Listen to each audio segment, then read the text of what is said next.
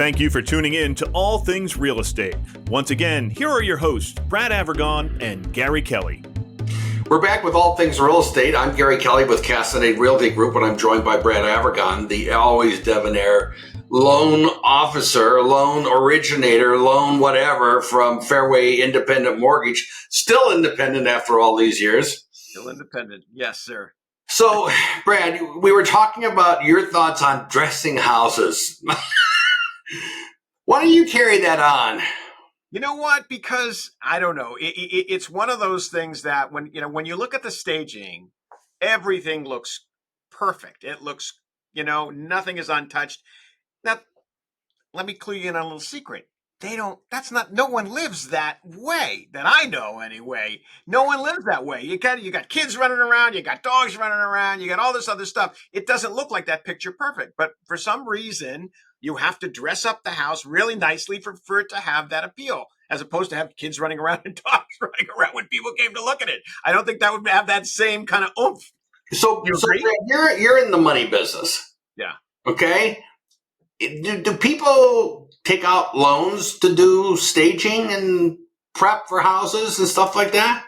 No, no, I've never seen them do that. I've seen them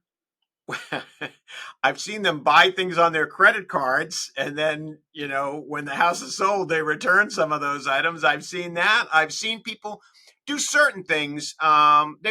Sometimes they've used an equity line if they need to do some, not just buy a couple of $100 worth of stuff, but if they have to do something like put hardwood floors in or paint or redo carpeting or something like that, I have seen them use equity lines to do that before, because they're interest only, and then when the house sells, that equity line gets paid off anyway. So I have seen there is a company called Curbio that will give you money to renovate your house.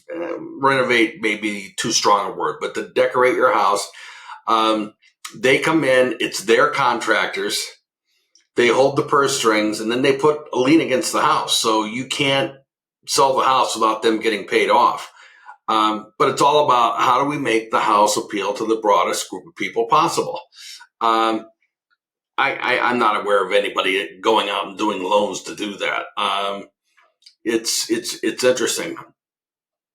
It is. One of the things that I find interesting is I find it interesting that, and you were commenting on this the first half of the show, is that some of the things are very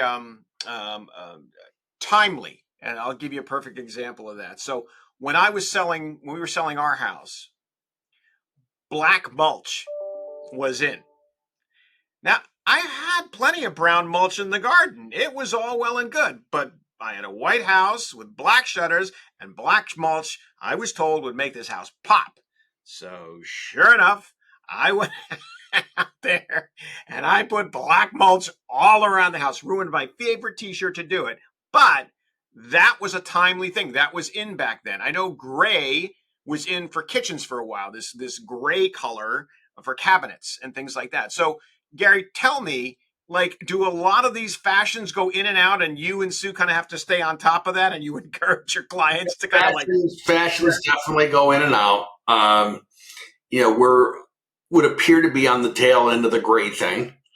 Now it seems to be more of I'm going to say green. I was told once it was seafoam, which Sue would kill me for saying, but it's that kind of color. And frankly, the beige is coming back. So I need granimals to get dressed in the morning. Okay. Myself as well. As I sit here now, I don't know if you can see my beautiful jeans, nice blue jeans. Lovely. Wonderful. Lovely. Yeah, they're timeless.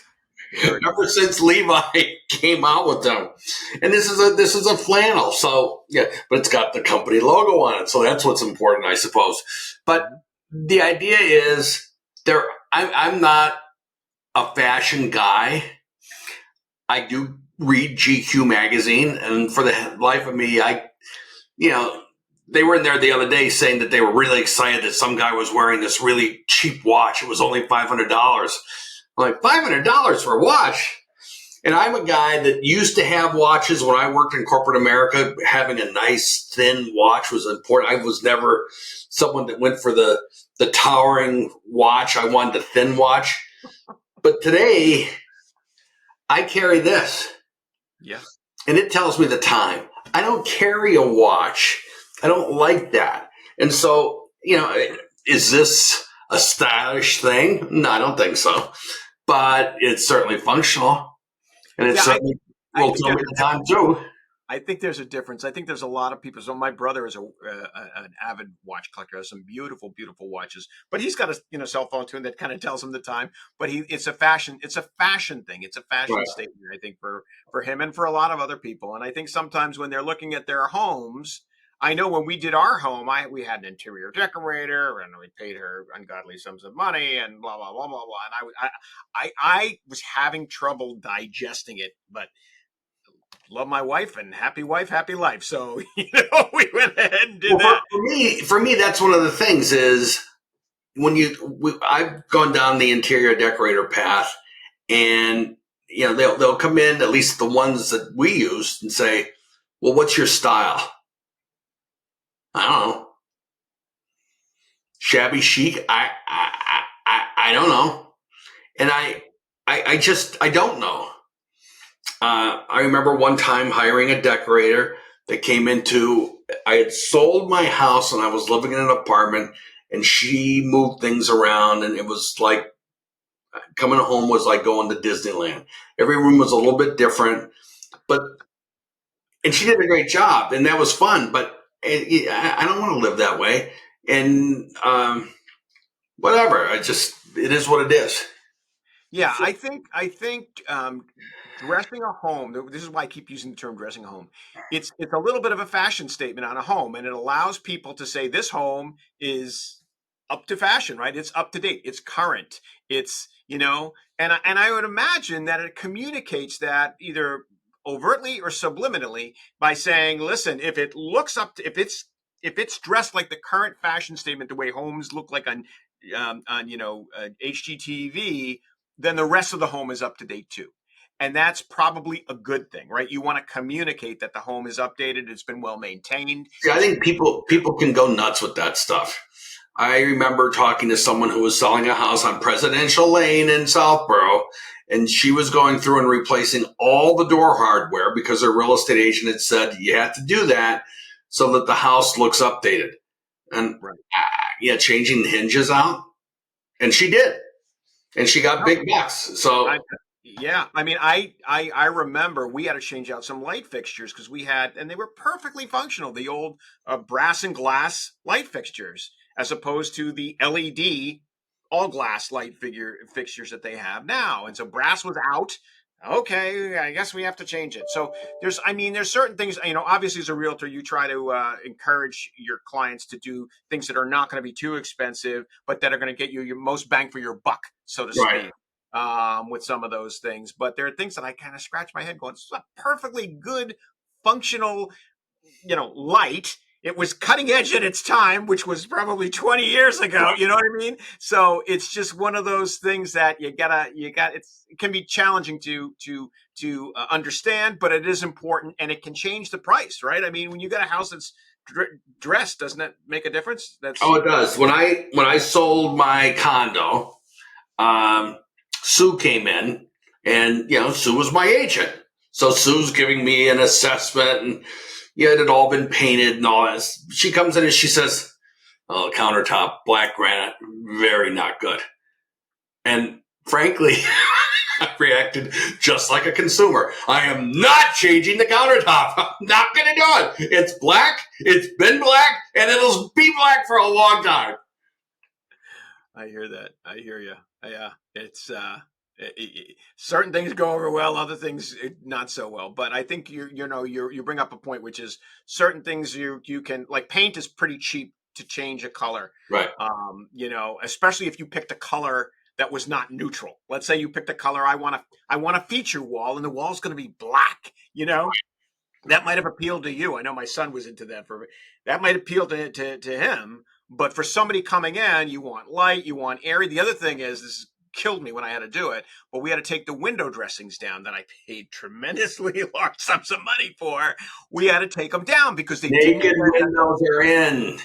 the light. They needed to have light in the house. Right. It makes sense. I just, but that's where you bring in the professionals, right? Because you're not buying your own house. Somebody else has to, and that's where having a professional can tell you this is going to make your house sell faster for more money. But as you know, the professionals don't always agree. No, you can have one come in and say, do it one way, and then the house sits there and someone else comes in and says, well, yeah, you should have. You don't have any curtains up? Of course it's not going to sell if you don't have curtains. And you get into that conundrum of what do I do and who do I believe? And it can be very annoying and costly.